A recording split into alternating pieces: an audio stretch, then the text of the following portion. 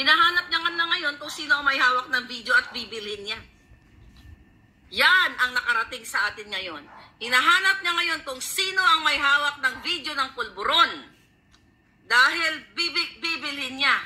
So sorry ka na lang. Nakakalat na yan. At I don't think na ang may hawak niyan ay ipapagbili niya. Mga kababayan, sobra na ang Marcos administration na ito. Kailangan nyo nang kalusin. Dapat, bago itong taong 2024, ilulubog na natin sila lahat. Kaya yung may mga hawak ng mas malupit na alas, ako ay naging kasangkapan lamang ng tadhana. Naging kasangkapan lang ninyo. Nasa Amerika, kung tutuusin, wala akong kinalaman, di ba? Kung hindi nag-forward sa atin ang mga impormasyon, kung gaano kahayop ang ginagawa ng gobyernong ito, wala akong malalaman. Ginamit ako ng tadhana. Naging instrumento ako para sabihin sa taong bayan. At I challenge you also, yung may mga hawak ng alas, you speak up. Now na, mag-speak up na kayo. Dahil binababoy kayo ng isang hudas na babaeng ito, kasama si Kuting, syempre, na mandorobo. Diba? Remember, yung kanyang, actually, recently ko lang pinanood yung interview niya na kinukwento ni Roy ng Bagong Lipunan, na binablog niya yan, na nung panahon na nasa New York sila ay pumuslit siya doon sa Miss Saigon. Wala silang ticket, nag-arte siya. Nag-arte si Lisa Smugs. Nakikipag-away doon at bilib na bilib si Kuting doon, di ba? Na nakakuha sila ng ticket. Doon pa lang, actually hindi ko napanood during the campaign eh. Si Roy ang sa akin nun. But anyway, doon pa lang na itong hayop na to, illegal talaga ang ginagawa.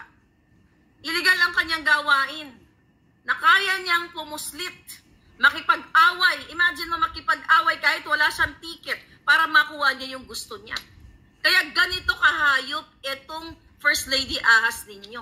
Kung sa ticket lang ay kaya niyang pumuslit, magkano lang ang ticket pag bumili ka ng mga concert na yan?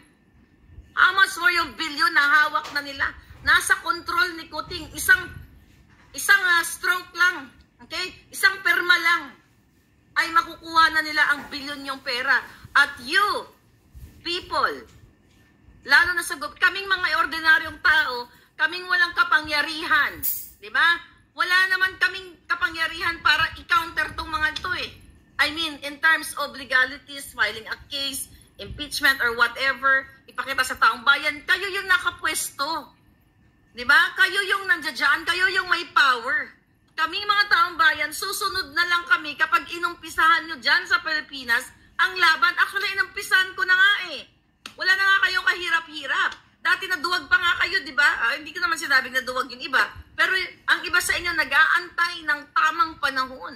Tapos sinimulan ko na, 1 taon na akong nag-iingay dito.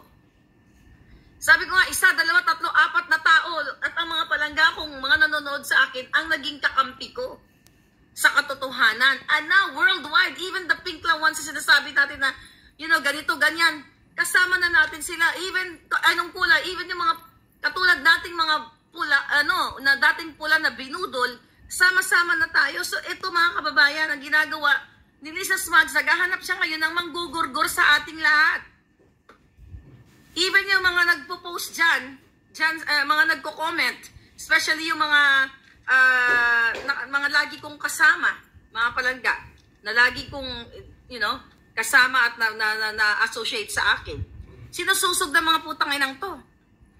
Ganon sila kapikon na pikon dahil kung walang weight, walang bearing itong pinagsasabi ko, iba-brush off lang nila to. Pero dahil pinag-uusapan na tayo ng mga Pilipino sa buong mundo, yung ating ini-expose dito.